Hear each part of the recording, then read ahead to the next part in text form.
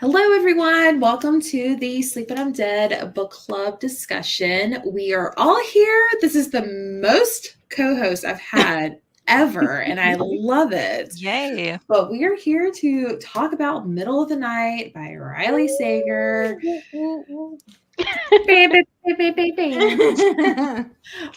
Let us know you're here by commenting, letting us know what your star rating is. We're saving our ratings for the end, like always. Before we get into introductions, I did want to let you know that I know a lot of people are huge fans of Riley Sager. And we are going to talk spoilers about this book. However, if we can try to not talk spoilers of other books or specific titles, just in case someone else is interested in picking up other books by Riley Sager. We're not saying oh, it was this person in this book, this is what spoiled it, and that's what made me think of this book or something. You know what I mean? So just so that way, if anyone else wants to continue on the Riley train. But we'll do introductions. Jordan, you are on my screen, my right. So you get to go first. Okay. Hi, everyone. I'm Jordan. My channel is Sorry Booked Solid. I read lots of thrillers. I do ARC vlogs on my channel. I sometimes do Book of the Month and Aardvark vlogs. I have 2 kids and I'm 6 months pregnant with my 3rd kid. So consistency has not really been great, but we're working on it. Hi, I'm Summer. I'm from the channel Seasons Readings.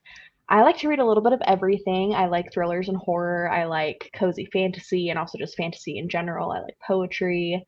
And I think my favorite thing that I like to put on my channel is probably just reading blogs. So I like to just do any kind of vlog. Yeah. Hi, everybody. My name is Gwen. My channel is Gwendolyn Kinsinger.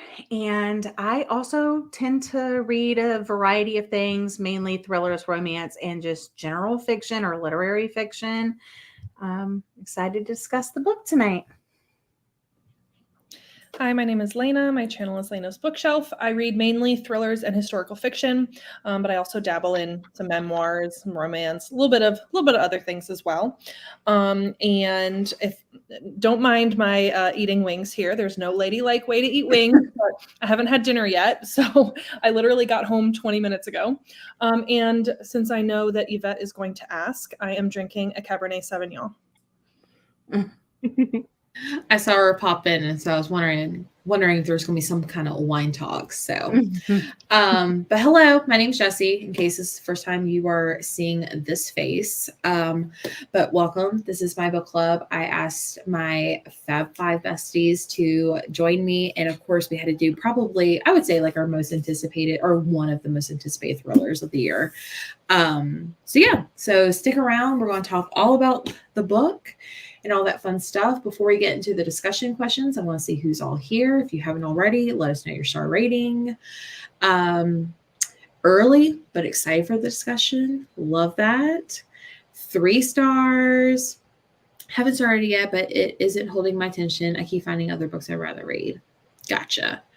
Rating was 2 after reading Survive the Night. Interesting. It makes me think of Gwen when we were at the book discussion or the book signing, excuse me. 3 stars from Angel.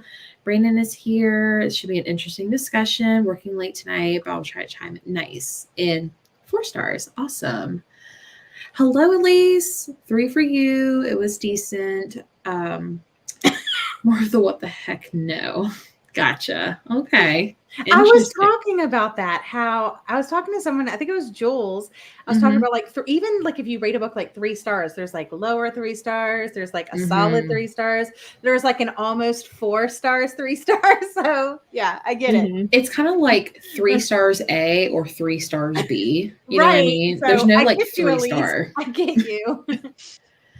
Monica's here. Hello, Jordan. 3 star for you. 4 stars from Sandra. 5 stars. Woo. Love to see it. We are 2. 3 for you. 3. First Sager. Interesting. I do have a question at the very end about recommending another Sager. So Yvette, tune in for that. Congrats, Jordan. Baby book solid is all the rage right now. 3.5. I know. It's crazy. Like, I feel like I don't know, when Jordan told us in Vegas, I was like, oh, she just found out, but like, no, she's known for a long time. So I feel like her whole pregnancy like has been so short. I'm like, no, she knew for a while. 6 months is so close yet so far. Just to ask about the wine. 4 stars. Interesting. Love that. 3.5 rounded down to a 3. You know me so well. Good pairing with wings. Hello, Keisha. I don't know what that little box is, but hello. 2.5. But Henry was 5 stars. Okay. Oh, okay. 4 stars, not my favorite. Interesting. Did not rate it because I DNF'd it. Ooh, our first DNF. Interesting. Never heard of that before, but it was pretty good. Awesome. 3.5, and gotta love the wine tribe. Okay, so let me scroll back up to the top of my little document here. So just out of pure randomness, I selected Jordan to give us short synopsis of what is Middle of the Night about. Take it away. All right. Middle of the Night is a mystery thriller that follows our main character named Ethan, who is notably Riley Sager's first male protagonist out of any of his books. So that's interesting. But we follow him in 2 timelines. So one is in the past in like the mid 90s when Ethan was 10 years old and he was having a sleepover with one of his best friends in his backyard. They were sleeping in a tent. And then Ethan woke up the next morning and his best friend, Billy, was not in the tent anymore. There was like a big slash in the side of the tent, and he has no idea where Billy went. Then the second timeline that we follow is 30 years later. So Ethan is 40 years old and he has returned to his hometown. He's actually staying in his parents' house. And he is, well, it turns out that Billy was never found. And so he is staying in his parents' house and he's seeing weird things happen. And he's not sure if it's like Billy's ghost coming back to haunt him, or could it be Billy himself who's finally coming back? He's not sure, but ultimately he's getting to the bottom of what happened to Billy 30 years ago. That's why you chose her to do it. You know, I just, you know, I was like, Jordan. So. I'm glad you didn't pick me because honestly, I don't remember. I read this like early on in the month and I don't remember hardly anything about it.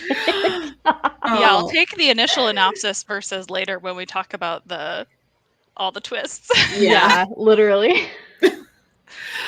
All right. So I know we've all read Riley Sager before, but how many have you read and which ones have you not read? Whichever one is easier for you to answer. I feel like we all have the same answer, but I'm just curious. Read all of them. Same. All of them. Read all of them. Yeah. Yep, all of them. Gotcha. All 8. We are experts here. Yeah. We are here to dive in. Riley Sager stands over here. Yes. Yeah. Exactly. So let us know in the comments if you have any others that you need to catch up on, or if there's some, or if you only read like 1 or 2. So let us know. I figured that was going to be a pretty quick answer, but that's okay. We're going to run into my favorite question. What 3 words would you use to describe this book? I will say I got to ask Riley Sager this question and he kind of cheated. He did. He took Jason Reculac's words, which is sweet and spooky. And I was like, but I wanted your words. And doesn't count as the second word. Come on, Riley. Yes. He didn't understand the assignment. So He should have said spooky, sweet, and something else. And Right. he didn't even have to tell us that it was the other author's words. He could have just said the words. But Mhm. whatever. Yeah, he cheated, but yes. Let us know what 3 words you would use. Jordan, because you logged on first. I would say sweet. I would say nostalgic, Mm-hmm. suburban, Oh. and a compound word with a hyphen in the middle. Easy reading. Okay. Mm. I love it. Summer. Oh, there's Travis. Hey, Travis. Hi, Travis. I said, oh, sorry. I said atmospheric, predictable, and average. Nice. I said, and this is meaning my 3 words are out of character, but I mean that for the author, that it was out of character for the author, or like a very different Sager. So those are my 3 words. Interesting. Okay. I like that. My 3 words were retro, anticlimactic, and suburbia. Nice. I put ominous, slow, and Scooby. He even said himself that he figured, like, there was a conversation about like paranormal things in his books and stuff like that, and he said that he tries to like think of his books as like Scooby-Doo-ish, and I feel like I really saw that in this book. I don't know if it's because he said that, but I felt the Scooby-Doo vibes in this one. Let's see. I feel like everyone has read them all as well. Let's see. Good at recaps. Yes. Just finished this book a couple weeks ago. Liked it. Was more of a slow burn thriller in my eyes. Agreed. Read them all. Good at Recaps. Okay. Gotcha. DNF survived the night. Shame Read. Shame on you. Delete. Go back and finish it, Elise. You got to. The ending, you got to. It all makes sense. And see, Gwen got to talk to him about that, and it was she got what she wanted. We were both passionate about it. You know, me and Riley are on the same page. Read every Riley Sager except House Across the Lake, and reading that one in August. Interesting. Recaps, right. Read them all. I'm not going to repeat myself. But Home Before Dark, Jules, that's my favorite. Sorry, spoiler. This fall. Read yes. I think that one's my fave. Read 2 and DNF 2. Get it, Lena. Still need to read Final Girls. Spooky, emotional, and low key. I like that. Creepy, baseball, and nostalgic. Nostalgic, creepy, and summer. Yeah, I definitely got summer vibes out of that. All Riley, spooky, heartfelt, and slow burn. Slower, summery, spooky. Underwhelming. Very slow in the beginning, spooky and atmospheric. Light, fun, predictable, and catchy. Okay. I need one word, boring. Sorry, this was my least favorite I've read. Well, you didn't read it, so you left it. Just kidding, Keisha. Campy, not the horror kind. Chill, okay. I like that. Slow, ghost, and spooky. Grief, retro, letdown. Yes. I'll revisit it. So convincing. Fast-paced, mysterious. Oh, fast-paced. Interesting. Well, she gave it 5 stars, so. Very true. And character-driven. Nice. Okay. So I'm taking a question that was submitted on Discord that actually Lena asked about, but I'm going to put like a little spin on it. One thing that really stuck out to me was the nostalgic vibes this book gave me of like 2 best friends camping outside the backyard. So let's picture it. We're all on a Fab 5 sleepover camp night in someone's backyard, preferably not Summer's because she's out in the desert. What would you want to do on this sleepover as the Fab 5? S'mores.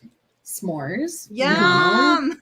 I said s'mores and making friendship bracelets. Oh, not you. I know, who would have thought? Reading sprints. Yeah, reading by flashlight or like lantern light. Yeah, that would be so fun. Nice. Actually, we probably wouldn't get any reading done though. Yeah, probably not. I said ghost stories and a campfire. Nice. Yes, a bonfire, campfire. I'm all about it. Yes. And obviously a Fab 5 party is not a party without Donner dinner party. Oh But I my feel like we need to take it to the God. next level out Yes. in a tent. Oh my gosh, like really low. Yeah. For I can real. just see it now. Like Gwen is like, I am not the cannibal. Not only I am are a we cooking each pioneer. other, we are cooking each other I over a never liked campfire. Can we make this happen for I next girls know we trip? need to make this happen. Uh-huh. Jordan has a nice We need sized to record backyard. it. Just saying. It's true. It could happen up here. We need to record it and see who Yes. comes out alive. Like a Found reality. footage. It's Survivor. Here we go. Yeah. Survivor Fargo edition. Well, I put truth or dare and then prank phone calling. But it would be like people that we know, like on the internet. I feel like that would be That would be so fun. So If you get a 90s. prank call, just go with it, guys. Mhm. Maybe we could do like, was it like star 67 so they don't know our phone number or something like that? Let's see. Oops. Mm. Read 150 pages. Gwen told me everything. I rest my case. I made the decision and wasted $30. You could just add it to the collection. S'mores and wine. I really want a s'mores now. S'mores Yeah. without marshmallows. How dare you? I know. So a chocolate Actually- sandwich. Wine. Duh. Southern Hemisphere. It's cold now. Winter galore. Telling spooky stories without. I'm right. That's what I said. Stargazing. I love to see Oh, shooting yeah. stars. Oh, look at you being a hopeless romantic. Our county is on fire again, so I'm going outside unless they. Oh, well, be safe. Yeah. Right. I will roast all the marshmallows, but you can eat them, Lena. Perfect. Sounds good. I know.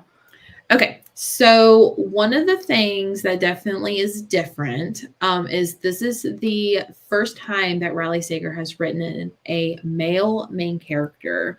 What are your thoughts about this? And do you think he did it well or should continue, or should he just continue to write about young, dumb women? One thing I will say is like when we went to the signing, he talked about that. Someone asked like, how do you come up with the characters for your books and stuff like that? And what he said is he actually thinks about the plot first and like what he wants to say with the plot. And he thinks about characters secondary to that. And he picks a character that he thinks is a good person to tell that particular story. And I think because the way that he came up with the idea for this story was so centered on him and things that he experienced. Like he lives in a cul-de-sac. He saw the lights go on above the garages. He has a trail cam. Like he's a male. So he's like, I'm going to tell it from a male perspective. So for that reason, I think that was fine. And I don't want to like blame the male character being the reason why I feel the way I do about the book. But if it is the reason, can we go back to the females? That's good to know and really interesting. I think it's interesting that not only is it a male main character, but it's a 10-year-old boy and then a 40-year-old man, which honestly are not perspectives that I one relate to or really care to read from. Yeah. So I think it would be interesting to also see him do like a 20 to 30-year-old man and have Yeah. that play out and see how that works. But I don't think he fell into any of the like major pitfalls of 10-year-old boy or 40-year-old man, which is good because that can go to a very creepy, uncomfortable place really quickly. But I don't think it was set up for me to enjoy it. I based also on that wanted to alone. mention, based on what you said, there is a question later on where we're going to talk about it, where I was going to say something about it. But he said that he was trying to appeal to a different audience. He wanted to appeal to the male audience because I think he knows that he has like the female audience on lock. Like if you look at, the demographic of who reads his books. So he was trying to reach out for a different demographic. And I think that is another reason why he probably chose a male protagonist. So yeah. And fair again, enough. can't relate. Yeah. Can't relate. Sorry. Yeah, I kind of agree. Like having heard him talk about it and saying like, this is about me, this is about my house, all that stuff. I felt like maybe I was biased going in, but I felt like I saw a lot of him in Ethan. Like I felt like Ethan was him. And so I pictured Ethan looking like Riley Sager, which I mean, it just naturally happens, I guess. But I personally don't mind the like down on her luck, slightly unhinged, like late 20s, early 30s, something female. I feel like he does that well. I felt like better than he did himself as a character in a book. So I don't know, but I thought it was a nice change, but I don't know that I would read a bunch of books about male characters by him. Like that's not what I'm wanting from him. Yeah. He does differentiate, I think, his female characters pretty well. I think they have pretty distinct personalities. So I do think if he did more male main characters, there's probably a good chance he would also differentiate those, which could also be good. Yeah. Yeah, I felt like I've enjoyed his female protagonists way better. And I'm with you, Elena. I like the kind of unhinged, like I like the female characters that he writes, and I like the age group. But I also just felt like this main character just didn't even really have a distinct voice. Like he could have been anybody. Like I had a hard time. Like he was just so generic, in my opinion. I agree with that. One of the things that he said, like at the signing, was he was talking about like the character had insomnia and had anxiety and all those things. And like in this book, I was looking for that because I am also both. And it was just like one sentence, and I was like, "What?" Yeah. Like, dare I say, middle-aged white men are generic and You know what? Absolutely. indistinguishable. Yeah. You know what? Yeah, so you're right. I will say I didn't mention this in like the questions, but like when I got the audiobook and I saw who the narrator was, I got so excited because one of my favorite male main characters in a book is Joe Goldberg from You, and it's the same narrator. I got so excited, but I don't know, even the narrator kind of felt a little flat to me. I don't know. I mean, maybe it's because he was not like a psycho trying to stalk women at this point, but oh well. I didn't know the narrator most of the time, except when he was trying to do Henry's voice. It was just a little bit cringe. Yeah. Most people are when they try to do kids' voices, though. I'm just like, can you not? Yeah. But Yeah. that's not what a child sounds like. Exactly.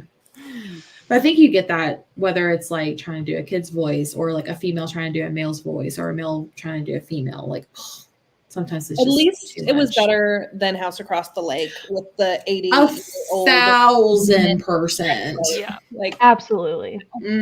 Upgrade. Yeah. Let's see. Brandon liked it that he switched it up. Kept imagining Riley Sager as Billy, and I couldn't stop. Interesting. Did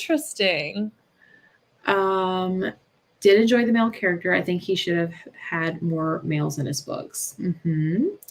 I like the change to use male main character. But this book reminded me too much of The Shadows by Alex North. Interesting. Oh, I see what you're saying. That is a good comparison. Yeah. The audio narrator was my favorite. He narrates you. Yes. Love him. I think some male authors can't write females. I think Riley Sager should take that to his advantage that he does it so well. Agreed. That's a good point, because what book was it, Jesse, that you and I both were like, yeah, that's a dude writing a woman. Kill for me, kill for you. Kill for me, kill for you. Yeah, it was just like, it was so obviously like a dude trying to write a middle-aged woman, and it just didn't really work. So that's actually a really great point that he's able to do that so well. Like the switch up, he does do women characters better. Main character are kind of samesies, but really couldn't tell that much of a difference. Agreed. Don't have a preference. Love all of his books, so his female main characters have never bothered me. I think he did well, but gave him lots of different sides with emotions you don't always see with male characters. Okay, interesting. I'm just too old and cranky to appreciate any of his characters. Changes female characters, male characters, change the style of narrative. Gotcha. Listen to the narrator say, oh my gosh, the screech. One more time. Yeah, literally. I I thought just that had was like a flashback when I read that. I was like, oh my gosh, I forgot about that, but I hated it. Yeah, me too. all right. Let's jump into the setting. What did you think of the story, the time period? What's your thoughts on this? I liked it a lot. I like the suburban 90s-ish setting. It reminded me a lot of Stranger Things, Mhm. personally, because I think the town felt a lot like Hawkins. There's an institute part of the setting, which we haven't really talked about, but that also related to Stranger Things, and just like the group of boys and kids like riding around the neighborhood, getting into shenanigans. I liked it. It created a pretty clear vibe. I like the way you said shenanigans. I don't know why. I felt the same way. I really liked the setting. I liked the suburban area, like the forest, the scenes next to the institute and the lake. Um, I said that this book also reminded me of Stranger Things for the same reason. And so even though Stranger Things is 80s and this was more 90s, um, that's where I was getting the nostalgia from, was from like my relating it to the TV show and not necessarily like the vibes in the book. Um, but I kind of just kept wishing that it was more like Stranger Things, honestly. And we get more into that in a later question. But yeah, Yeah. I like the Yeah, setting. I liked the 90s. I liked the summer. I liked the past timeline more because of that than the present. I didn't really, we'll talk about the Hawthorne Institute a little bit later, but I also got the Stranger Things vibes from it with like kind of like the neighborhood kids, the suburbia. Yeah, I liked it. Yeah, I agree with the Stranger Things vibes. But I also I kind of felt like the setting was a little bit safe. I understand he wrote it based on an experience that he had with the floodlights coming on at the neighbor's house and thinking it's a ghost. I understand all of that, but I felt like it was a little bit safe because I felt like it was extremely relatable. I feel like a lot of readers can relate to that, like suburbia, like growing up, summertime, riding your bikes with your friends. So I felt like it was a little bit safe, but I didn't dislike it. I just wasn't thrilled by it. But I did love the description in the first chapter. The first chapter, when he was describing the floodlight moving from house to house, Yeah. and just like wondering Yeah. what that is, that was so like visceral to me. But then I felt like that type of description and atmosphere didn't really stick with me. Like I had chills during that chapter, and then it just kind of fizzled out to just a regular, like kind of reminded me of like almost like I was imagining the street from Desperate Housewives is honestly what I was imagining. It's interesting that you said it was like a kind of like safe. I think you can take any setting and make it interesting. And I feel like he always changes up the setting. He doesn't always choose a creepy apartment building. He doesn't always choose suburbia. I think he's really good at like changing up the setting. Like in Final Girls, I don't really think the setting of where the main part of the story takes place is like a huge part of the story, but he has these other things, like things that happen at a college, things that happen at this like other area. And then he has ones that take place at like a summer camp, a house like on a lake, and this a creepy apartment. So I feel like he changes it up, this like gothic style, like scary house. I like that he like changes up his setting and stuff like that. Yeah, agree. Yeah. I think I could be totally wrong, but I think with him like experiencing the whole floodlight thing in real life, like that creepy things can happen even like in your safe house and stuff like that. Yeah. So I think like maybe like a young boy was vanished in his backyard in the middle of the night, and how scary is that you can't even be safe in the middle of the night. So I was like, maybe it's trying to be relatable, but also like anything could happen. But also you have the Hawthorne Institute. Like I don't have a creepy thing in my backyard. So that I thought that was kind of odd, but I did like the setting that it was like, it's just a normal neighborhood. Anything could happen. So excuse me. Moving on, not only does Sager write Ethan in both past and present timeline, he also adds his neighbors and their perspectives leading up to the night that Billy went missing. This is a question from Brandon. He asked if you liked this format or wish that he stuck to something kind of normal. What did you think that he was trying to add by doing this? What's your thoughts? Okay, I'll go first, I guess. Personally, for me, I think it would have been fine just to have Ethan's POV, but I think that Sager was trying to capture like the crime itself of Billy going missing and how like when police are doing interviews, they're canvassing the neighborhood and they're asking everybody, what did you see? What did you hear? Is there anything out of the ordinary? That type of thing. So I think he was trying to capture that same vibe by like getting little perspectives from all the neighbors. So it could be kind of like clues to the bigger puzzle type thing. But I mean, I could be totally wrong. I agree. And I think to add to that, it kind of puts a spin on the like villainous monologue type thing because he's able to expose what somebody else did and like their motivations and everything without just having them like say all of that. It's a way to see it in like a storytelling way instead. And I feel like because Riley Sager likes to do lots of different like twists, reveals, and things along the way, it's easy for him to then just like sprinkle them in throughout. So I like it for that because I know that that's a common critique of thrillers. I do think it makes it a little bit more confusing just to get so many other character point of views, and if they're not super distinct, or if you're listening to the audio and you miss like the beginning of the chapter who you're listening to, it can get confusing really quickly. But I do like it for that same kind of reason. I felt like I like a past and present timeline, and I like multiple POVs, but honestly, I don't even remember other POVs besides his. Like, I don't remember neighbors being included or anything, so I'm probably not the best at answering this question, but I thought how he did things in this book were great and good. So yeah. Yeah. I feel similarly to Summer. Like I didn't feel like the other POVs were enough to really stick with me. Like I kind of remember them, and I remember a few more towards like the ending when we were actually getting reveals and twists. But like earlier on, it's just like, okay, it's this person, and it's like I understand you have to have red herrings, but honestly, I felt like the story wouldn't have really changed all that much if the POVs weren't there. And so typically I love past and present timelines. I love that, but the POVs I could have done without all of the.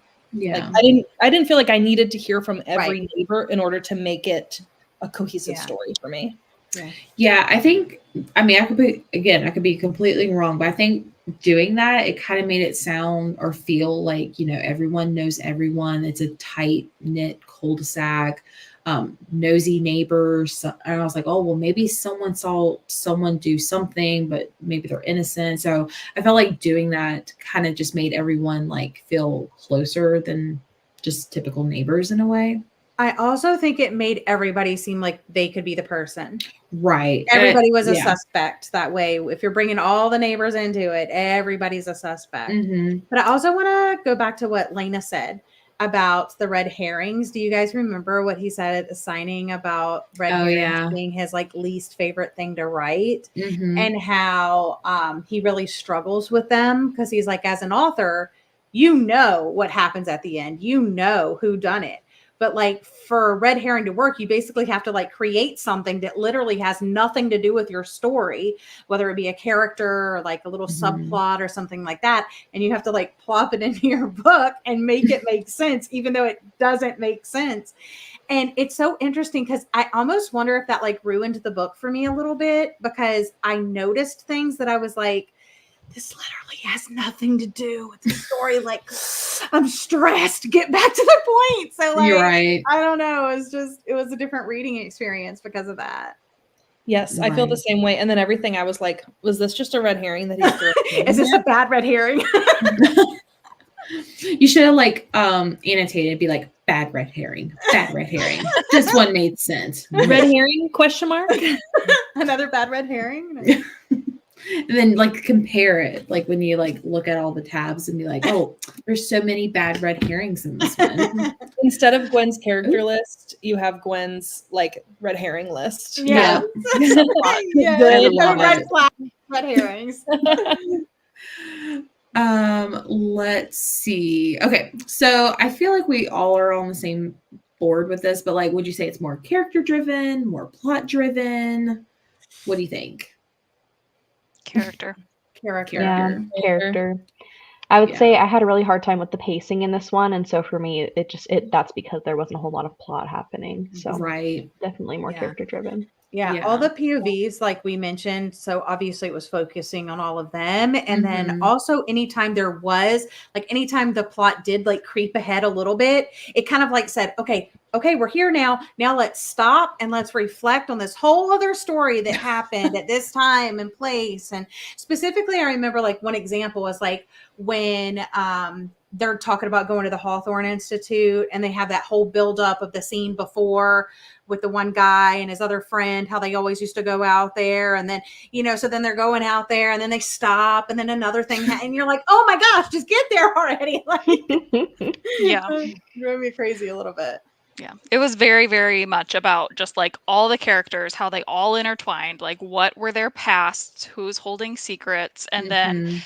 you'd also go to the camping store for a minute and like follow him buying a tent and then go back to finding out how mundane everyone. things. Yeah. Yeah. The plot Yeah. elements were not super action packed. Mhm. Right. And I felt like I like Jordan was saying, like, okay, you do all this and then maybe you go to the camping store. Like I felt like there were like little things like that thrown in that I think were supposed to make it feel like, okay, we're moving along. But Yeah. that was almost a bad red herring. Like it's just distracting you from the fact that Exactly. he's still just talking to the neighbors. Mhm.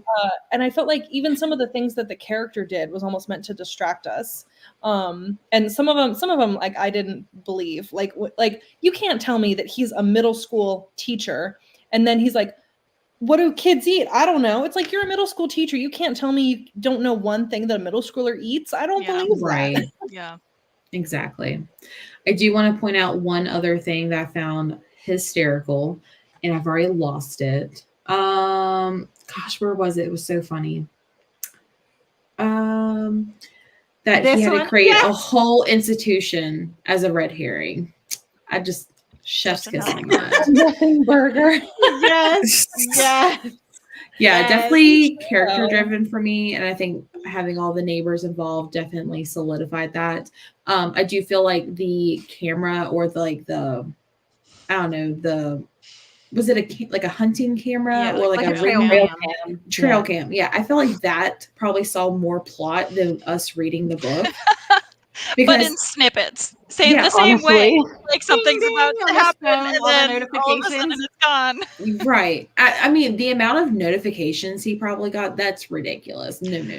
I feel like that would have been a good like movie scene to see though, like the snapshots. Mhm. That would create suspense. I feel like it did try to do that. Is Yeah. it believable? Like why do cameras operate like that? Maybe that's how trail cams actually work. But Yeah, like but he did. He had a regular trail house cam. cams don't Yeah, he do had a that. trail cam in the Yeah, back he of his posted on his house. Instagram. And he also posted it on his Instagram, but he used to have one and he had it set up for like just the critters would come out at night or whatever like Mhm. that. But then he was like, one time he got like a lot of alerts because they were like mowing his yard or whatever. And it was just like a whole bunch of people mowing his yard. So he was like, yeah. I would And probably honestly, I felt that part in the book where he was Yeah. just getting all of those notifications was like ding, ding, ding, Yep. ding. Like I feel that having like a Ring doorbell. I'm like, I was oh, gonna yeah, say same. Yeah. I kind of wish though, like we would have seen a lot more on those Ring cameras than what we. The trail cams, yeah. Yeah, I mean the trail cam. Yeah, Yeah. because I was like, ooh, I can't I wait. really for, wanted it to be creepier. like I just wanted like Billy to be there. Like I know. I know that would have been long so time no cool. see. He's like, and I felt like everybody was wanting that because I felt like in the Discord chat, there was multiple people that said like, oh, when Ethan's face showed up on the trail cam, they felt like it was like a jump scare, which I don't think I've ever exexperienced a jump scare in a book necessarily because you're choosing how quickly you read. You know, You've never had a pop-up book before. I was gonna say you need to read some Junji Ito manga because there are jump scares 100%. But still, that's like But a it also has a picture. picture, so it's Right, different. yeah. So it's Yeah. like versus the words, like your mind is, kind of more in control of that jump scare, I feel like. Mhm. But I felt like that was what people were wanting. So they were like, oh my gosh, Henry in the camera. But then like that wasn't anything. Right. Yep. Let's see. I think I kind of lost track. I feel like it was a mixture of both. I'm terrible with kids, so I can relate. I'm also not a teacher for a reason. If this situation had been the baddie, it would have been, yep, exactly. Right there with you. Ignored all the trail cam notifications, dude. Put that there for a reason. Look at the pictures. Agreed. Okay, so we talked about characters. Okay, let's talk about characters. That's where I was trying to go for. So how did you feel Ethan and Billy's friendship was like? Like, I don't know. I feel like I don't know if it was just me the way I read it, but I felt like there was like some kind of like disconnect between the two. Well, Yeah. this goes back to what Jordan and I were talking about earlier. These are boy friendships. Can't relate. Oh, Yeah. And boy friendships are just a whole different thing that we don't understand. Even like my husband now with relationships that he has with other guys, I'm like, why did you do that? Or like, what's going like, and I'm just like, I want him to be like closer, but that's not how guys are. They're just like not like that, or at least the ones that, you know, I know. So I didn't relate. And again, he was trying to appeal to a male audience. He said that. So it felt very like aloof, you know? I think, yeah, from what I hear about boy friendships, it sounds like they just like bounce back. Like you'll mess with each other, you'll do something to hurt each other's feelings, and then you'll say Hakuna Matata, dude, and then you'll be totally fine the next morning. So it's a very different dynamic than girl friendships.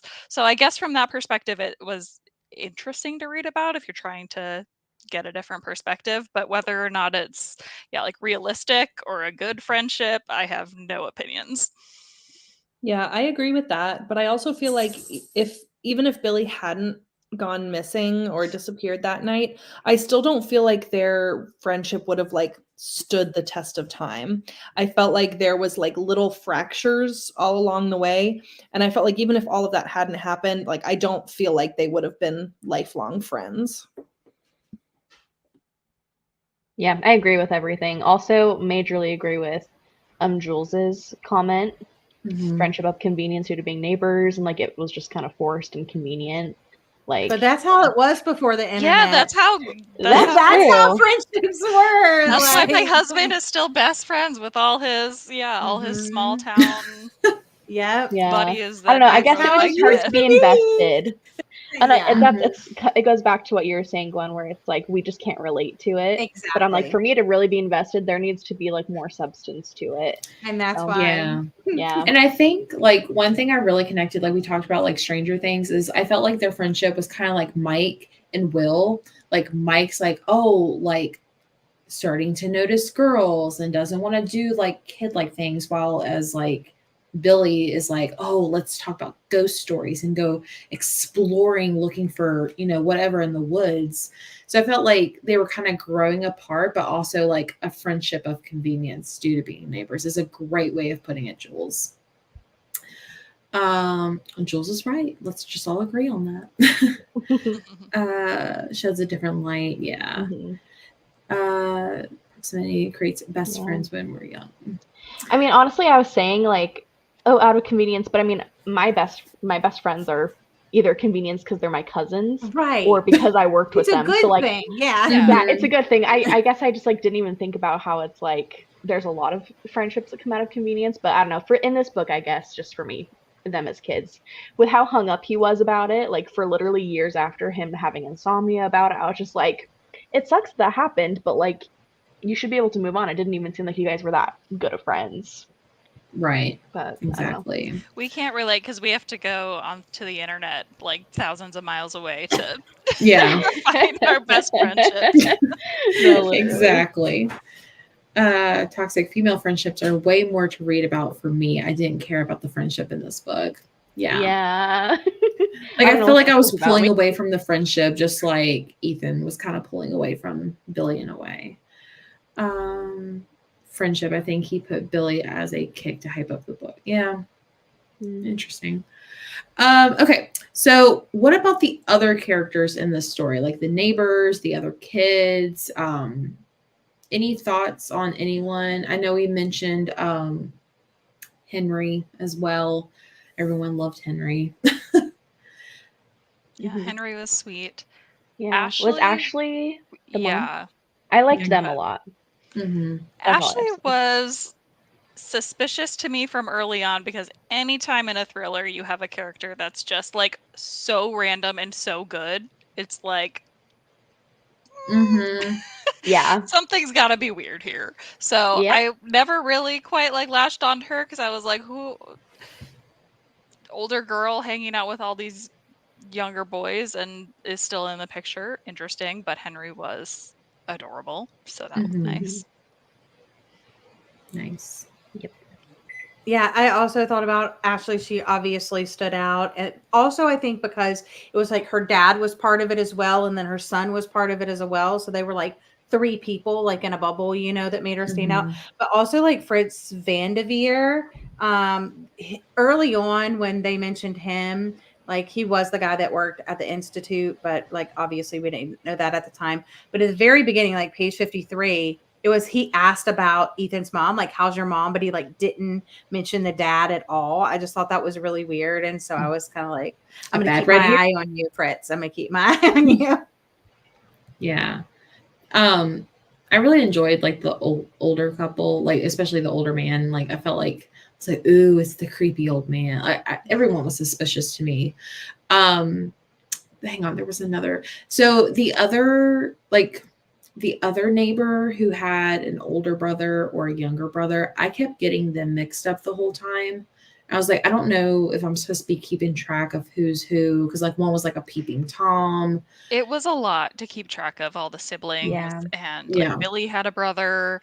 Oh Other yeah. people had siblings. Yeah. Who was the childhood friend that owned the camping store that worked there? Who was that? I No Don't remember. forgot. I No one important. I just remember that he was really suspicious to me because he was the one who just kind of kept trying to insert himself into the friendship. Oh, And just seemed kind yeah. of jealous to me. Russ? Yeah. I think so. I'm Russ? so bad Was with Russ Yes. the one names. who owned? Yeah, I think the it Yeah, is just store? Russ. kind of like the lug, right? People are saying Russ, so yes. Yeah, okay, I think that was. I thought he was kind of interesting just because I was suspicious of him. Mhm. I don't know. Yeah. Agreed. Okay, so another character that really stuck out to me was Claudia. What do you think Who- Claudia's Who the F role? is Who His is wife. Claudia? The I wife. don't remember. Oh, why Ooh. A hello? whole other subplot that we haven't even touched on. Oh, I called Wait, that like his from like mom? literally Well, the I first mean- time he mentioned her. Obviously, I think it was obvious that she was either dead or they like broke up and she was like ignoring his calls hardcore.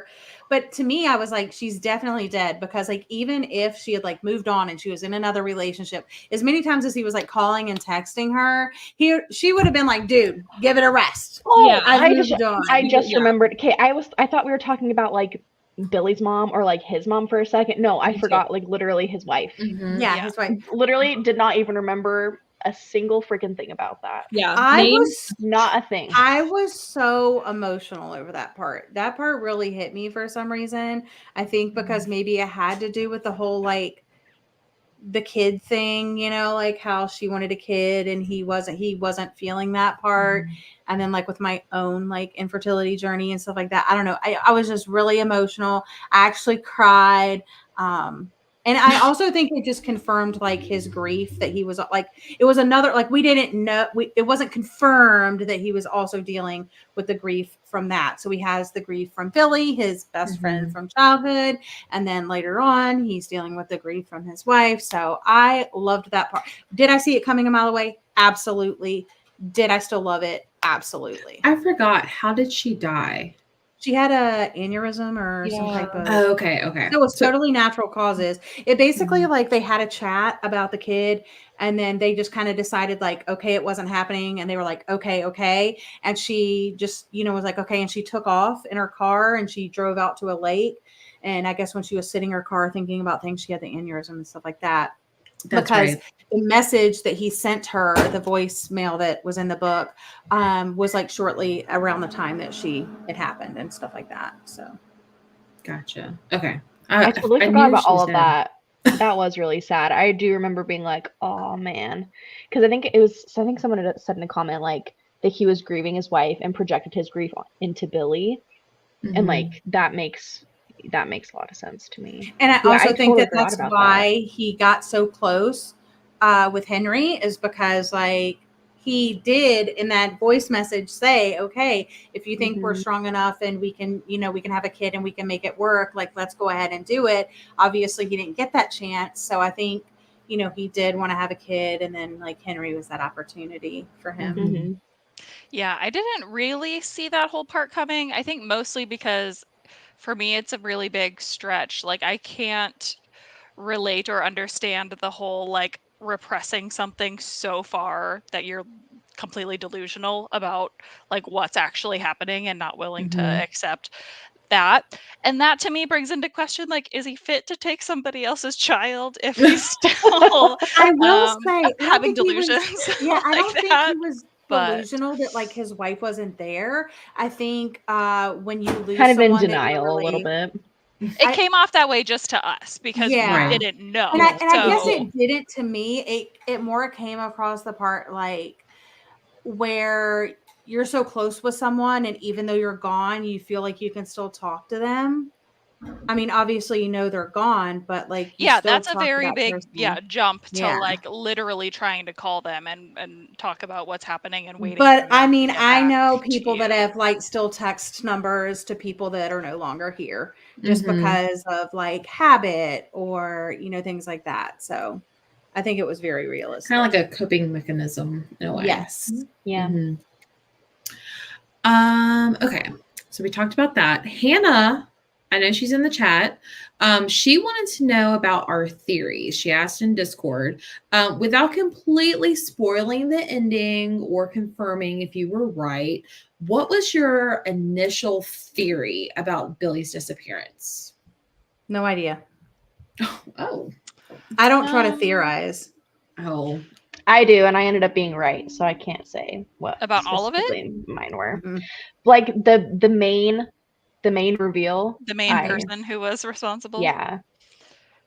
I thought Ethan definitely could have been the one responsible, and I definitely have read thrillers where it's the main perspective. So I think that was probably my leading theory, but otherwise it leaned into that thing of like anybody could have been it. Yeah. So then by the end it's like, okay, yep. Yeah. Sounds good. Honestly, I was hoping that the Institute murdered him on accident and covered it up. I was hoping that that was it, honestly. I felt like that would have been better. That would have been way better. I was thinking because Ethan doesn't really remember anything that happened that night. I was thinking that something so traumatic like had blocked that out from him, and that there was these hints, or like I was noticing cracks in the friendship, and that like maybe like he didn't want to be his friend anymore, and something happened to where he ended up doing something to Billy and he blocked that out. That's what I was thinking. I would have also liked the Hawthorne Institute, which we're going to get into in just a little bit, to have played a bigger role. But I thought it was interesting that they were trying to get us to think that it was Billy's mom that was doing it. And then they tried to say, oh, look, maybe it's Billy's mom. And they gave us this like crazy story about her and that porcelain doll. And I was like, what the heck is going on? I don't Like, remember so bad red herring. I don't remember the porcelain doll. Oh, I'll look it up for you. What happened? I don't know if I do either. I feel like I kind of do. Porcelain's doll's name was Sarah. Let me see if I can find it. But yeah, her mother gave her this porcelain doll, or she got this porcelain doll or something. And her mom was saying like how fragile, you know, things are. Oh, I do remember this now. Yeah. And so at the end, did she like break it or something? It's like she took such good care of it because it was fragile. And then in the end, she's like, I'm so sick of having to tiptoe around this doll. I'm just going to break it myself so that I don't have to wait for it to get broken out of my control. Like something like totally unhinged. I'll try to find it, but I see Yeah, some I people in don't the remember chat this. saying that they thought that Ethan's parents had something to do with it, but I knew that they didn't, only because Riley Sager specifically said, see, which this is where, I loved going to the author event, but I felt like it tainted some things when I was reading, because he specifically said that like the people stayed and everybody was still living there because everybody was afraid to move away, because they were afraid, if I move away, people are going to think that I did it. And so after he said that, I knew that Ethan's parents weren't involved, because they did move away. They're one of only like 2 families that actually moved away. So like, well, of course they didn't do it then. Another theory I had was that like somehow Billy and Ethan were like somehow biological brothers or something. Like the mom had like an affair or Oh, whoa. whatever. I hoped that Billy was with Ashley. Okay, I found the part. It's on page 277. Mary Ellen's mother told her, not unkindly, that she felt too much, that it ran in the family. Our emotions run deep, she said, when Mary Ellen was about Andy's age. And then she says, a perfect example is her porcelain doll, Stacy, which she received for Christmas when she was 8. Be very gentle with her, Mary Ellen's mother told her as she held Stacy for the first time. She's fragile. Mary Ellen didn't know what that word meant, and when she asked, the answer disturbed her. That she can break very easily. One wrong move and the whole doll will shatter and be lost forever. And then later on page 279, as she watches Billy slip out into the twilight, Mary Ellen's thought returned to Stacy, the porcelain doll that she'd adored so much as a child. By the time she was 10 and waiting for Stacy's inevitable destruction became more than she could bear. Rather than delay it, worrying and fretting and ultimately losing the doll before she was prepared to say goodbye, she decided it was best to take matters into her own hands. So one afternoon she marched up to her room, picked Stacy up from the shelf, and cradled her for as long as she wanted. When it was over, Mary Ellen gave Stacy a kiss on the delicate cheek and smashed her porcelain head in. After that, she worried no more. So I feel like this was ripped out of my books. I do not remember any of that. well, I told you page numbers, so you can look it up. Yeah, that's a very vivid yet random little story. Yeah. I know you were looking it up. I put it on the screen earlier. I was like, I have to re-show this. Okay. Let's Seriously see. though, did anybody else think that Billy and Ashley were a thing? Is it just me? Yeah, just you. Yeah. How much older was Ashley? Come on, y'all. In the Ashley's the comments. babysitter. Yeah, She how was much the older? babysitter. How much older was she? I think she I was think she was like like 15. I think she was getting Actually, ready to she was leave high about to. school. I think she was Yeah. like 15, She 16, was and they were 15. 10. Mhm. Yeah. So I mean, at that point, like 5 years, yeah, it's kind of a I big think jump, that but Billy was too weird. They kept calling him weird, like he was into this Mhm. weird stuff. So I don't think. Also, I I think thought of that like was when I would why. babysit. he was trying to be that like, was oh, never. Ew. Yeah, no. I just wanted so much more from it. I felt like it was so just generic. Yeah, she was very random otherwise. Because Right. what would she want to do with them? Right. Right. And Yeah. Ethan was obsessed with her. So I thought it would make sense if she was with Billy, because then that would give Ethan a motive. Right. True. Ugh. Ugh, you just gave me the egg. I know. 10-year-old boys. Ugh. Yeah, I'm like, there's no way. Well, we Yeah. find out like pretty early on that like the body, or what's supposed to be the body of Billy, pretty early on. So like I was like, ooh, are we going to think he's a ghost? Is he dead? Is he coming back? Yeah. But then when you like, oh yeah, like they think he found his body, but it's got to be someone else. But no, it's truly him according to dental records and stuff like that. Okay, so speaking of ghost, one thing I've noticed about Riley Sager's books is that he adds a possible paranormal element to his stories from time to time. In Middle of the Night, do you think this element worked or didn't work, or give me the spooky truth? Without spoiling any other books, Mhm. I feel like now Riley Sager has earned the right to do that perfectly, because he's done like the whole spectrum. He's done it where it's completely realistic explanations, even though you feel like you have paranormal vibes. He's done the opposite. So I feel like now, at least, it's fun to be able to go into that and truly not know. Whereas other authors, I think, now have solidified themselves as like one or the other. So while it kind of can feel like that's the vibe you're getting, you're pretty sure you know how it's going to end up. So I do like that. Personally, I prefer 100% realistic endings, so that's just a personal preference. But I do feel like if that's what you're going to do, I like that it could truly be both. Yeah. I agree. I feel the same way.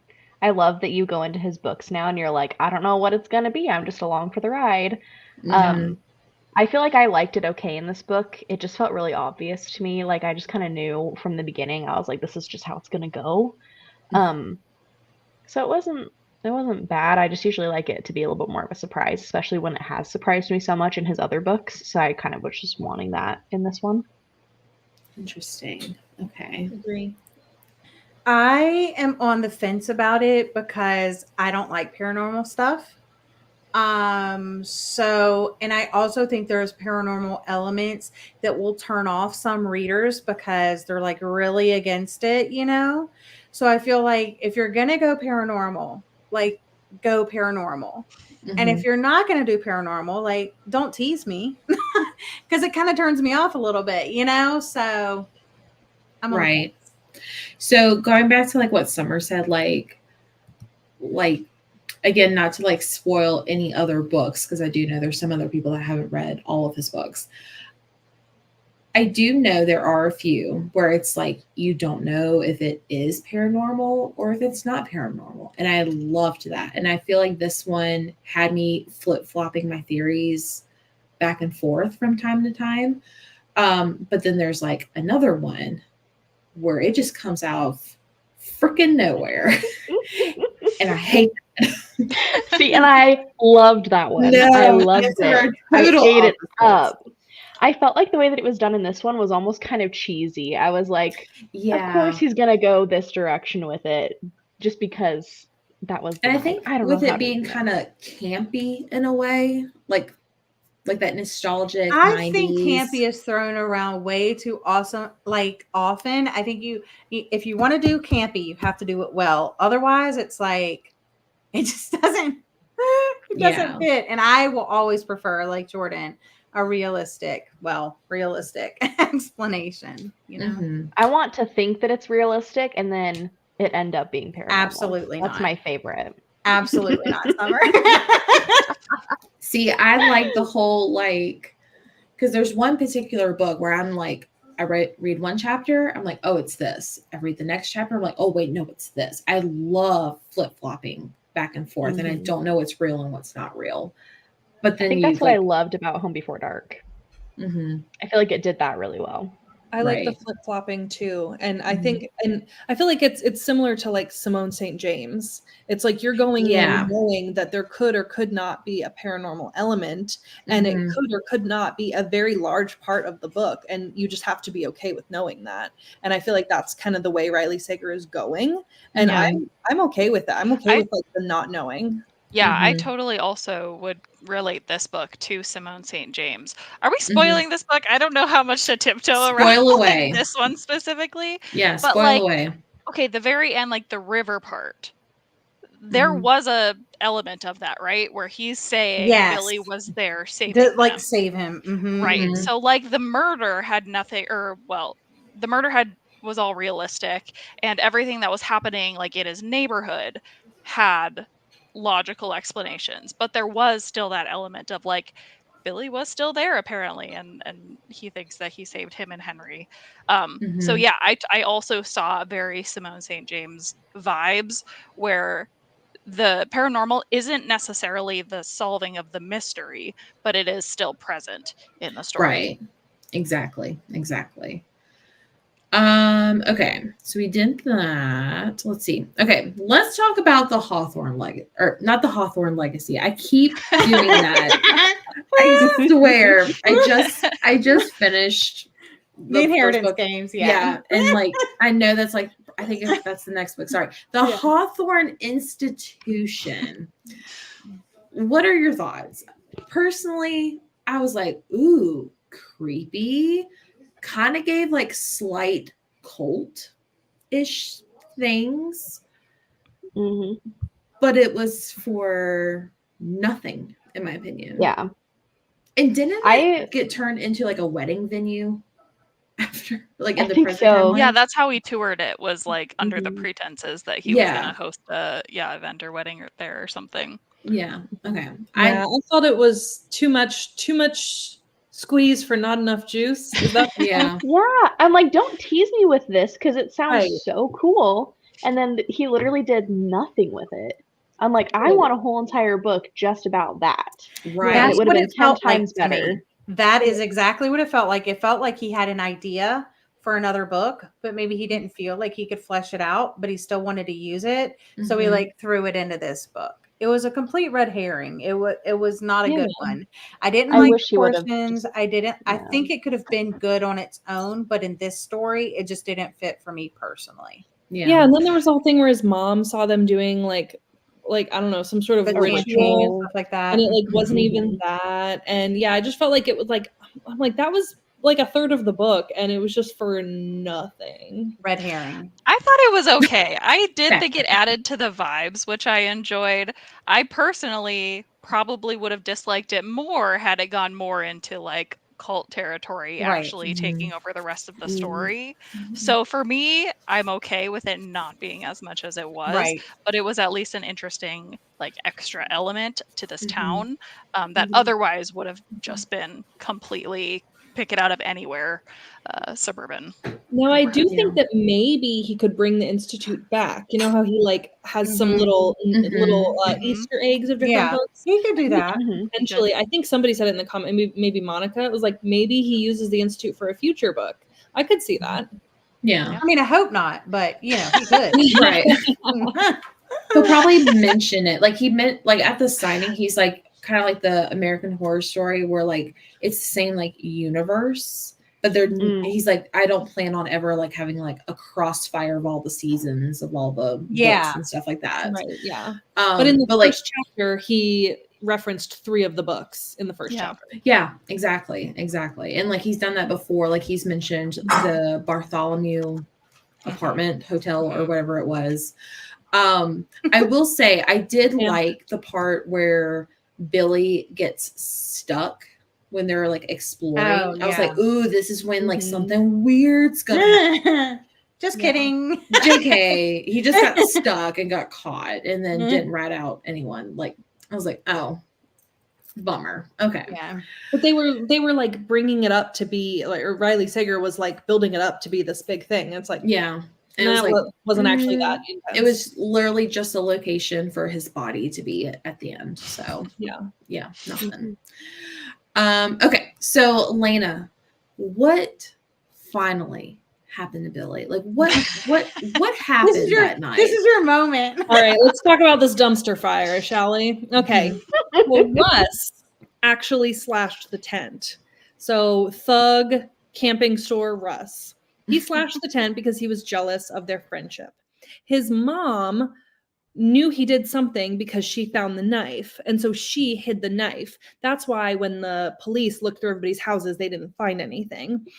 And then Andy, who's the brother of Billy, knew that Ethan said something horrible to Billy, and so he thought that Ethan had something to do with Billy's disappearance because of the horrible thing that he said. But like we've already talked about, you know, boys will say things and then beat each other up and then be fine the next day. So that wasn't actually, I mean, it obviously did affect Billy enough to where he woke up in the middle of the night and was still worried about it. He woke up, realized that the tent was slashed and was like, that's weird.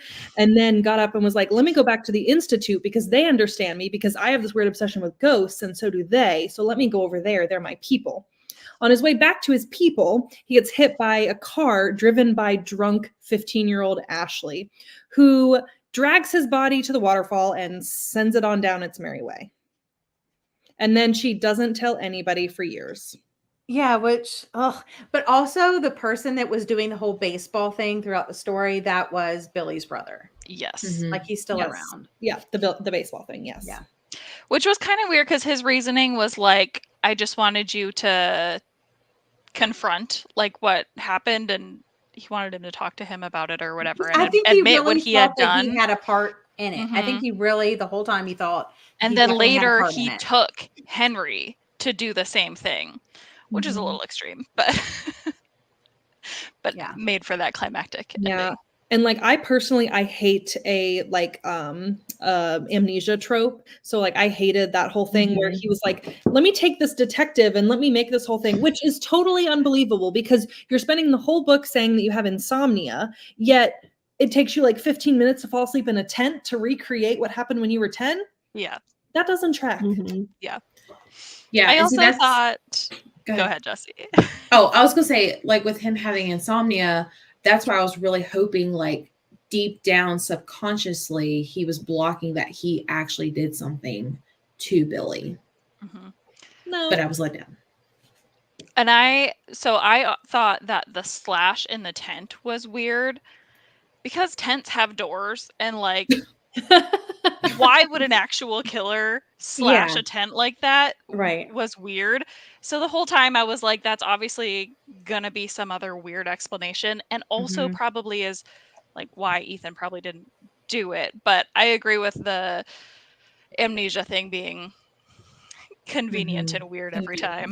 Yeah, I thought the slash was just like a cover up that like someone's been walking through the woods. So it must have been this mysterious person, and someone was just using that story as a cover up and created the slash. That reminds me, who was the mysterious character? Wasn't there a guy that was wandering around the neighborhood that everyone was suspicious of that made Billy's mom be Yes. like, "Are you sure about a sleepover tonight? There's that crazy guy Wasn't on the he just a loose." drifter? It was the cop or someone's brother. Because you remember like the delinquent kids? Oh yeah. And they ended up like and his kissing. friend. Yeah. Mhm. Ragesh was the Yeah. cop, and then it was his friend. Yeah. Was it Joey or Mhm. something? Okay. I think it was Ragesh who was the one who was like on the edge of town. Yeah. I don't really remember exactly why he was Yeah, I looking. don't remember either. They were sneaking out and smoking cigarettes in the woods. Yeah. Mhm. And other So things. scandalous. I just felt like the whole entire ending was I'm trying to I don't want to skip ahead. I'm trying to see where we're at in questions and stuff. But I knew from the beginning, the second that Ashley got introduced, I was like, this is her because she's too nice and like it's Mhm. going to be her. But I was like, it's probably going to end up being an accident because she is too nice. I don't think and she has her own kid. She would never kill another kid on purpose. And Mhm. then later on when it's talking about them I don't remember if it's a past or present scene when they're like crossing the road over to the institute, and she's like, "Careful, you don't want to get hit by a car." I was like, "Someone's getting hit by a car, probably Billy." So Yeah. it was just so easy for me to like. I like to be able Mhm. to. I mean, I can't help but like look for things and like breadcrumbs, but it was just way too obvious in my opinion. Russ I'm was a really just- good red herring because I kept going back and forth a little bit. Yeah, if he there's was involved. always multiple twists in Riley Yeah. Sager's books, which I love because there's, in my opinion, no way to guess everything. Even if like the Claudia thing, the wife thing, didn't really have anything to do with it, but it was a reveal that came later in the book that you might not have seen coming, or everything you probably didn't see coming. Yeah. I still thought it was still pretty straightforward for him, though. I felt like he maybe spaced out the reveals and stuff like that. The end, I was just really underwhelmed by the ending. Like, I was like, okay, makes sense. You know? Yeah. Yeah. I feel like they just glazed over it. Like she's like, yeah, I did it. And then I haven't told anybody. And then like there was this short explanation. And then they're like, okay, bye. Like, wait a minute. We're just going to glaze over this. And then now you're raising her kid. Also, that was another unbelievable thing. Like, that's not how that works. Like somebody needs to explain to Riley Sager, and Gwen probably knows this as well. Like adoption doesn't work like that. It's not like, oh, I'm going to go to jail, but I want this random person who I'm not related to and I haven't talked to in 15 years to raise my kid. That's not how that works. Right. Time, money. I wish. I wish it worked like That's not that. how that works. I'd be like, Jordan, could you please have like one more child? Just one. Like, pass one on over here. Yeah, like that's not how that works. Yeah. Oh my my gosh. gosh. I think also with like the twists, like because I felt like this story was already kind of a letdown, because like I feel like everything was revealed at the very end and it felt very rushed. That was just like, if I would have liked the other 80% of the book, maybe I might have been shocked, but I was just very numb at that point, I guess you could say. Yeah, So I still a feel long like time it's to not read it. that off par from his other books. I'm thinking of like The Only One Left, which also has a very chaotic ending where Mhm. Yeah. everything gets revealed, and Right. I enjoyed that one more Mhm. for other reasons of the story, but Mhm. I think that is kind of a signature. Even Home Before Dark, I feel like kind of does that, where it's like, here's the twist, just kidding, here's the twist, just kidding, here's the twist. I know, and I love it. Yeah. Yeah, I wanted Yeah, I to feel like Yes. I've liked it in that. other books, but not this one as much. Yeah. Yeah. Well, speaking of liking the books, what's everyone's final star rating? I'm going to save mine for last because I have a whole monologue. Sorry. Oh, monologue. 3. I think I I'm give it going a with 3, but it could be a 2.5, honestly, for me. Right. Because I'm thinking 2.5 like, is at technically first, I was middle. like 3 or 4, but the more distance I've had for it and the more like, I forget the little nitty gritty details. I'm like, okay, it's like a 3 or like a 2-ish, so I'm going to go with 3. Yeah. Okay. I'm going to go 2.5. So let me explain myself. So after reading the book, I was like, this is 1 star for me. But I was like, no, it can't be 1 star because I gave The House Across the Lake 1 star, which is like my favorite 1 star book ever. I just did not.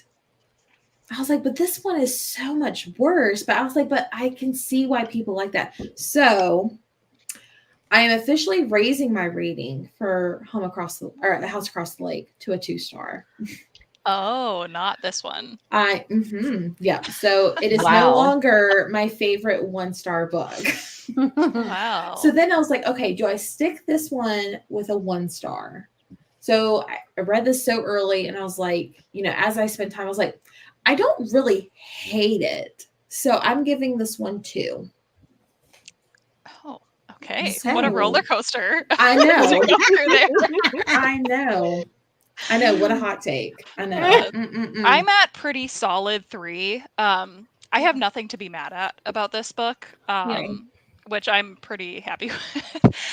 And for me, I vlogged reading this book, and it was during a week that got very chaotic very fast. So I actually enjoyed having kind of a book that I was reading and listening to that was just like kind of comforting in how easy it was and straightforward, and like I didn't have to think that hard about the characters. I knew it would all be explained to me. Riley Sager's writing is very comforting, and at this point that's kind of what thrillers are for me. It's so rare to get like a mind-blowing new favorite thriller. So yeah, for me it's just a solid 3 star. And like honestly, if this is what Riley Sager comes out with every year, where it's a thriller that like is comforting and fun, and you don't really know how it's all going to turn out because he throws all his twists at there in the end. I enjoy them and I'll keep reading them, but it's not one of my favorites by him, but very solidly middle in the road, and I'm not mad. Yeah, I agree. I didn't love it, but I didn't dislike it. It was very meh. Like I didn't mind it. I can't say that, it kept me interested. I had a fun time reading it. I enjoyed the event. That probably helped as well, like going to the event. I enjoyed, the fact that I felt like I was more invested because I knew I was discussing it. So I was like trying to like keep, I feel like that always helps when I'm reading a book, if I'm doing it for a discussion. But yeah, it was kind of forgettable. And I also tried something new though. Yeah, I think when you read books for like discussions and stuff, you do read a little bit more critically as well. So yeah. Before we continue, I forgot I did this. I did link the video of me, Lena, and Gwen going to visit Riley Sager. I also listed their vlogs of the event. And then also I listed Jordan and Summer's Summerween videos. I have not personally watched their vlogs because I did not want to know their Big thoughts. fan. Well, I did want to know your thoughts on the book before the discussion. So, but based on your thumbnail, you read the book. So definitely go check them out. I'm definitely checking out Jordan and Summers after this as well. Now that I know what they thought of, that way I can like not be spoiled about this. Okay. So we have our final star rating. Very interesting. So Brandon asked, this was actually, I think the very first question in the whole discussion is, what is your newly updated ranking of Riley Sager books? And we'll just go from lowest to highest, whoever wants to go first. I feel like Lena's got the books ready, so I'll just have her go. Okay. I do. So, okay, from lowest, I think I did this the wrong order. So my least favorite is still The House Across the Lake. I think they're upside down, so I apologize for that. And then followed by Middle of the Night, followed by, and those two are 3 stars. My 4 stars would be Final Girls, The Only One Left, Lock Every Door, and Survive the Night. And then my 5 stars are Home Before Dark and The Last Time I Lied, which is perfection. Nice. My rating is exactly the same. Yes. Wow. Wow. When does that happen, Gwen? Wow, Never. literally. Never. I That's will say crazy. though, I was kind of tempted between like Middle of the Night and The House Across the Lake. I liked the majority of The House Across the Lake. I didn't like the latter half of that book. So it's kind of interesting. Like, do I base it on like the reveal and the whodunit and stuff like that? Because I really did like the first 60% of that book a lot more than this one, but I think ultimately it does fall a little bit lower. So yeah. My least favorite is Survive the Night. It's my only 2 star. Then we have Middle of the Night is my only 3 star. Then we've got 3 4 stars, which are Final Girls, Lock Every Door, House Across the Lake. And then I have 3 5 stars, which are The Only One Left, The Last Time I Lied, and Home Before Dark is my favorite. My list is kind of weird because I feel like my ratings don't really match up with my order of them because I just feel like I kind of rate things differently now and now that I've had time away from them. But my least favorite I think is Final Girls because I just like literally I don't even remember what anything in that book was. Then Survive the Night, Middle of the Night, The Only One Left, The Last Time I Lied, Lock Every Door, House Across the Lake, and Home Before Dark. House Across the Lake and Home Before Dark are both 5 stars for me, and they're like all-time favorite thrillers. Okay. So mine is Middle of the Night as the lowest, House Across the Lake, Final Girls, which I have rated 5 stars, but I feel like I just don't like it as much, and Lock Every Door has went up there. Then I would say it is The Last Time I Lied, which I have not read that forever. I plan to reread it this year. Then it's Survive the Night, The Only One Left, Home Before Dark. I think I named them all. Is that right? Okay, cool. So interesting. I do find it interesting that both Lena and Gwen have the same ranking. So Yeah, Yeah, for both of it's y'all. kinda Crazy. Okay. So for some, let's see. So for those who have not read all of the books by Riley Sager, or if this was your first one, what do you recommend someone to pick up next by Riley Sager? If they didn't like this one and they're looking for something else by him that's completely different, or if they liked this one, what should they pick up next? I always tell people to just read them in publication order. Anytime somebody asks, I just say, read them in publication order. I feel like that's the best way to do it because I feel like each one is so different and kind of, they all kind of build on each other. Yeah. And I also think just if you don't want to do that, just read the one that sounds good to you. Yeah, the plot specifically, that sounds the most So read the interesting. synopsis. That plot sounds the most interesting. Start there. Yep. Yeah, I agree. Nice. I guess Or read my favorites. Yeah, or any of our favorites. yeah, I guess for me, like it really, because they're all so different, but still kind of the same. It's hard to like say like, oh, you should read this specific one. Like if I wanted to like give you a little bit of a spoiler, I could be like, oh, you should read XYZ because you liked this in middle of the night, or you did not like middle of the night because of this. So Yeah, you kind of just have to go on the journey and let yourself find out what each of them are, and know that they're different enough that if you don't find one you love, there probably is another one that eventually you will click with. But yeah, for spoilery reasons, you don't want to look too far into it. Right. Like And I I feel will- like all of them has like a subplot or like a pretty intense red herring that is kind of a spoiler that you don't, like people ask why I like The Last Time I Lied. And like, yeah, I can tell you it's because I love summer camp, blah, blah, all this stuff. But there's one specific thing in it that I love, but like I can't tell you what it is that I love. But if I told you, because you've read it, you'd be like, oh yeah, it makes sense that Lena likes that. But like I can't tell you if you haven't read it. Right. And I will say, I feel like his first 4 books, everyone, like the majority I've heard, it's like, oh, if you start at the beginning of when he was published, it gets better and better and better. And then once you get to his 5th book, it's either going to continue or may dip a little bit. Yeah, then he just is like, F it. I'm going to write what I want to write. People are either going to love it or they're going to hate it, but they're going to keep buying the books. So right. Exactly. Well, I wanted to give you the title of his next book, and it's With a Vengeance. How do you know that? Wait a minute. And it comes out July 2025. And there's a synopsis and everything. Stop Is this one set in like 1950 something that was like an Easter egg in the timeline thing? Well, it mentions a couple of different years in the synopsis. I can read it if you want me to, or I can wait until after and then.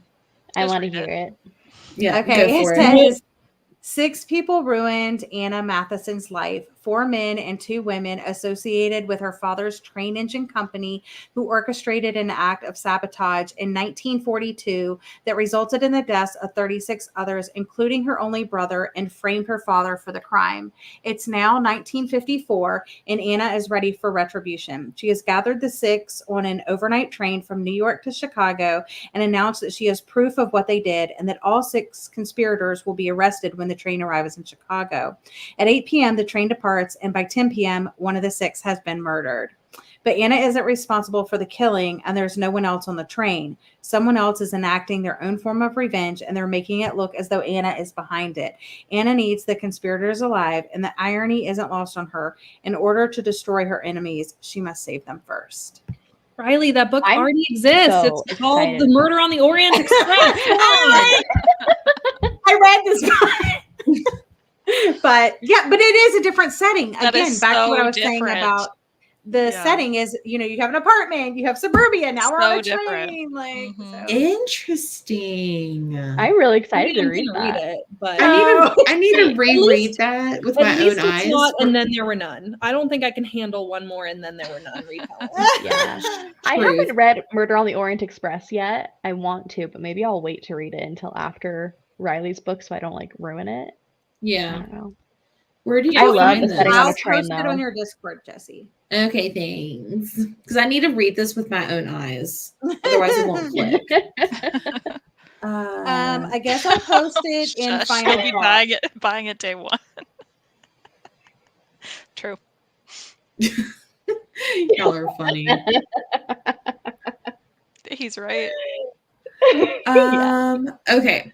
So now I came up with some fun questions before we get into recommendations. So if you had to rename this book, what would you rename it? I actually like the title. I'm just going to say that. Yeah. Okay. But if I had to go with something different, I'm going to say Guilty of Sin. Okay, I was also Ooh. gonna go down that route. Spoiler for the next question you asked. Taylor Swift, the one that fits this is Suburban Legends. Ooh. Yeah. Nice. Yeah. Okay. I said Hemlock Circle just because Okay. I thought I think the name of the cul-de-sac sounds really cool. Yeah. So kind of sounds ominous. Mm-hmm. Yeah. Yeah, I Do you agree think- with the circle. Yvette Nice. goes check your cam. Damn. I also like something about cul-de-sac. Just because like Mhm. cul-de-sac is a fun word. Well, he mentioned that he wanted to call it the house across the cul-de-sac or something, but he's I like, think he was obviously you can't do joking. that. I think Yeah. I think that was a joke. I am also going to agree with Middle of the Night because I feel like this is the one title that actually makes sense with the story, like Yeah. to a T, besides the I house mean, across the lake, obviously. and also Final Girls, but yeah. Final Girls make sense, but a lot of But you them don't. like Home Before Dark. Yeah, Lock the last Every time Door. I lied. Like it's just weird. The time nothing happened at the Creepy Institute. I love it. Yes. Okay, so like we mentioned before, Riley Sager is quote a Swiftie, if you say. It's Allegedly. Jesse. Jesse. Like, no. a Swiftie. He's Jesse's gonna out supposedly. him. So okay, Leah Beth got to ask him like what's his favorite Taylor Swift song, and she got her own film. He's like, my favorite song, it's probably Blank Space. That's exactly what a non-Swiftie would say. I'm just saying. I think that's objectively her best song. Is it my favorite? No, but I think that's objectively on paper her The best. best song versus It's a really favorite song. Like if he would have said Me or Shake It Off, I would have immediately ratted him out. But anyways, I think Blank Space is valid. if you had to Space is take really good. if you had to take a Taylor Swift song and make it into a book, what would you call it? This is a great question, which on each of her albums, which I went through all of them, there are multiple that would make great thriller titles. So mine that I picked out, I think No Body, No Crime would make a great thriller title. Yes. Better Than Revenge would make a great thriller title. Mm-hmm. I think I would like That would have been to a good one for see- the new one that he just wrote. Yeah, true. Yeah. That would be a great one. Or the one I would go with is I'm Gonna Get You Back. And I think you could definitely do something with the plot of that story where it's like someone's in a relationship or whatever and they've been wronged and they're like, am I going to be the one who locks you down or am I going to be the one that kills you for this? And it's like that deranged Ooh. spouse in the relationship. That's like My Perfect Wife by Samantha Downing. It's a lot of Almost. thrillers. It's giving like Yeah. the Last Mrs. Parrish kind of vibe. It's honestly a favorite trope though. Like, Yeah. love. Mm-hmm. I'd read the crap out of that book. What did anyone else come up with? Who's Afraid of Little Old Me? That one. Oh, I can just yeah. see like a very gothic, like almost like Salem witch trials type of thriller. I could so see literary. Riley Sager writing that. Something, Yes. something Salem-y. Yes. I said Meet Me at Midnight. Like, it makes, because all I hear is Meet Me at Midnight. And so, like, it's hard for me to be like, oh, yeah, thriller title. But I feel like it could be kind of cool, like, because it is kind of ominous, like, Meet Me here at midnight. And it could be, I don't know what kind of thriller it'd be, but Yeah, it could be good. yeah. I said would've, could've, should've. Oh. Because I really like what the song is about, but I think he could also do like a power imbalance type story, kind of like the Samantha Downing book, but like a better version, you know, type thing. So with like darker themes and darker content, but yeah. I came up with, okay, picture it. Female revenge titled Look What You Made Me Do. Yep. Yeah. I love it. I love it. Okay, No Samantha notes. Downing. Riley Sager, are you taking notes? I've invited him here, but I mean, we just gave you your next books. yes. Oh my gosh, let me leave it in the know- comments. Rachel Yeah. reads. Yeah, I look in people's windows. I also almost Yes. picked that. Ooh, that would have been a good one. Let's just all DM them right now. Be like, Cruel here's your next Summer. title. Yeah. Cruel Summer. Exile. That one just touched me. I love that one. Picture to Burn. I Did Something Bad. That's a good one. Who's Afraid of Little Me? And I Look at this one is I think my favorite so far. Getaway Car. There are so many good titles in there. Lost Opportunity. I'm telling you. Vigilante shiz. I'm just kidding. I like No. that. I don't know. Okay. So now let's get into some book recommendations. What would you recommend that's a non-Sager book that if they liked it or did not like this book? The Institute by Stephen King. True. Yeah, true. Very Yeah. true. That's a good one. That is a good one. Mine is whether they liked it or they didn't. I would say Such a Quiet Place by Megan Miranda. And that was actually like Riley Sager loves Megan Miranda, and it's also set in a neighborhood in a cul-de-sac, except for it gives you a map. And he also like recommended this book specifically. So I'm cheating a little bit because I didn't say it in the last which Riley Sager book. I would say that if you liked this one, that you should read The Last Time I Lied because of the summertime vibes. And it has similar things in it. And I think that they were done a little bit better in that one. And then if you didn't like this one, I would say Home is Where the Bodies Are by Geneva Rose, because it has the same kind of thing as like something bad happened in the past and now we're going to get to the bottom of it years later. So, and I really liked that book. That is a great recommendation, Summer. Everybody needs to read that. It's so good. I also was going to recommend that. Really? Yeah. Yeah. I don't think I've read that one. That's So You need good. to have It also has some like You need to. nostalgia That's to it thriller because of it has the VHS tapes. interesting. Thriller of the year. That was a Libra one, right? I All think I in it. have Yeah. it. Okay. Maybe. Okay. I thought this question was really hard because Riley Sager is kind of, I don't know, he's just such a unique, like he does things so differently, so specifically. But I latched onto if you liked this book or didn't like it, I guess, the like male main characters, older man and younger boy. My favorite book, really the only other book that I think has ever done that well, is The Other Side of Night, which I don't think any of you have read. Have any of you read it? No, but I know you loved I it. did. And you need to know nothing about it. But I just didn't read it in time. Yeah, it's great. Like the plot is really not similar at all, but it is like an older man is the main character and then there's a younger boy in the story and it goes from there. But it's a good one. Nice. Did you give some, Gwen? Yeah. Okay. I didn't want to like skip you. Sorry. Like I said, I was going to also do Home is Where the Bodies Are. Monica also mentioned The Chalk Man because to me, this one leans more towards It by Stephen King, but I also feel like Stranger Things is also very Stephen King-ish. So I'm going to go with that as well. Yeah. And then I did have a few others.